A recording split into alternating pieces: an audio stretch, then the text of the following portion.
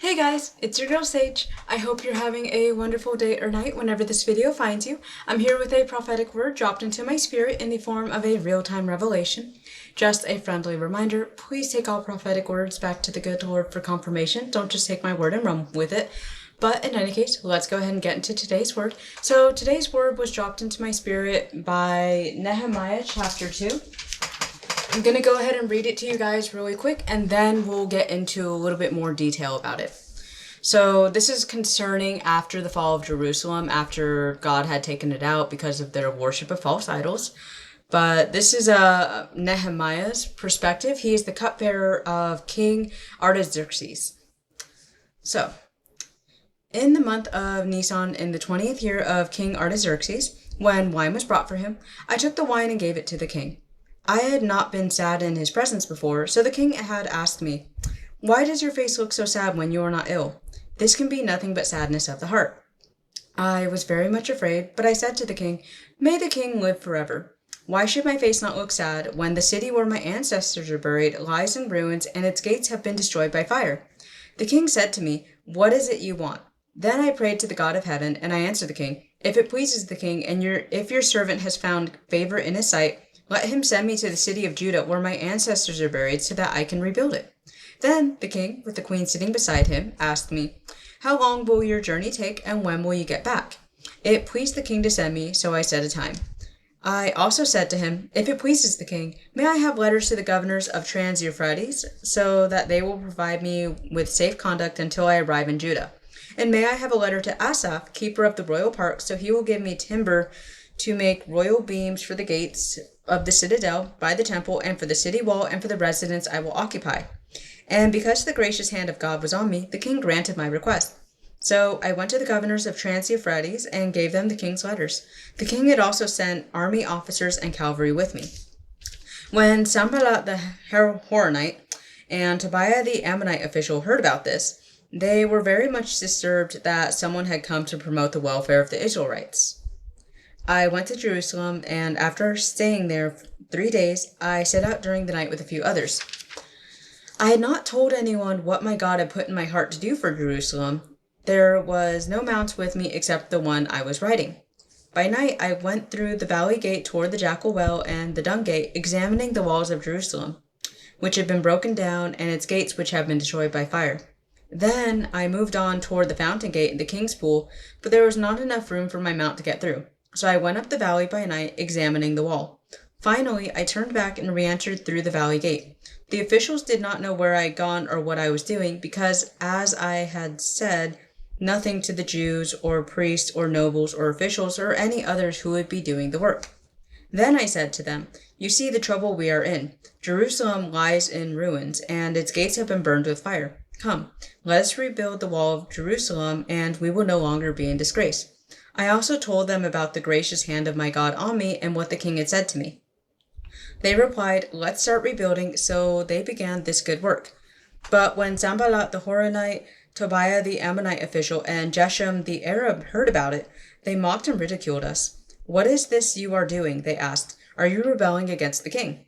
I answered them by saying, "The God of heaven will give us success. We, his servants, will start rebuilding, but as for you, you have no share in Jerusalem or any claim or historic right to it." So I wanted to go ahead and bring that to your attention because, it's funny. I've actually tried to record this video multiple times now, but there's been many technical difficulties that have been very frustrating. But I've also been dealing with a lot of spiritual warfare myself that's been leading to a bit of being overwhelmed and a little bit of depression and questioning my purpose of being here. However, when I read that chapter, everything just clicked all at once. Because Jesus, for example, he mentions that when there's a storm brewing around us, he wants us to stay focused on him. And what better way to stay focused on Jesus and the good Lord than finding your purpose on how you can serve the kingdom of heaven. So I wanted to go ahead and bring to your attention a couple of ways of how you can find your purpose, especially if you are a little bit confused on where to start. So The first way I wanted to mention is through our names. If you guys are familiar with the Old Testament, there are some very important characters, especially in the book of Genesis, who not only do they have important names that are tied to their purpose, they also receive specific name changes as their purpose in God's will is changed. For example, we have Abraham, whose name is changed to Abraham. We have Sarai's name, whose name is changed to Sarah, as well as Jacob, whose name is changed to Israel. And again, if you look at the translations of those names and the purpose that each character serves in the book of Genesis, they all fit perfectly with them. So it's been placed in my spirit that God is very meticulous and detail oriented, which we all know is very true, especially when you look at some of the weird flowers that exist or the way atoms work, just all of it, creation, it's so beautiful. But anyways, so I wanted to go ahead and bring that to your attention. And no matter what translation language that your name comes from, I guarantee you, your purpose could be found in it. Whether it's Hebrew, Arabic, or German, any language really. And if you're having difficulty with that, feel free to go ahead and email me. I do have my email listed in the description box below. We can go ahead and have a conversation about it. And the other way I wanted to go ahead and mention you can find your purpose is through a spiritual aptitude test. So just a fun little fact, I love personality tests. They are so fun because it's you with your personal experiences and your personality answering them. It's way more accurate than any horoscopes or anything like that. It's accurate because, again, it's you in real time answering it. So also, with a world of 8 billion people, while we may have 6 to 8 genetic cousins that would technically make us octuplets, I guarantee none of them are like you. God is so good about making only one type of you. So I really hope that if you take nothing else from this video, that you are uniquely you and there's only one you in existence and there will only be one you in existence. So take pride in that. But of course, make sure to give God glory. In any case, I did want to go ahead and talk to you about the spiritual test really quick. It is in the description box below. It is free to take, and it goes ahead and covers a little bit about your personality. It's a disc test, but it's also tied to spiritual gifts as well. So really quick, I am going to just go ahead and read over the spiritual gifts definition, or just the list of them. The definition will be provided at the end of your test. So we have the spiritual gift of administration, apostleship, craftsmanship, discernment, evangelism, exhortation, faith, giving, healing, helps, hospitality, intercession, knowledge, leadership, mercy, miracles, missionary, music, worship, pastor, shepherd, prophecy, service, teaching, tongues and interpretation, and wisdom.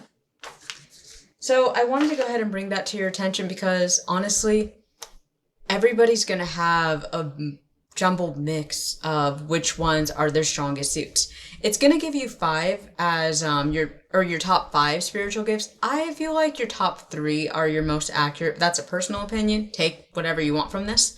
But again, it is free to take. And if you're feeling called to it, go ahead and leave it in the comment section below. I'd love to go ahead and connect. And finally, before I end this word, I do just also want to quickly bring attention to the opposition that Nehemiah faced when he began building or rebuilding Jerusalem.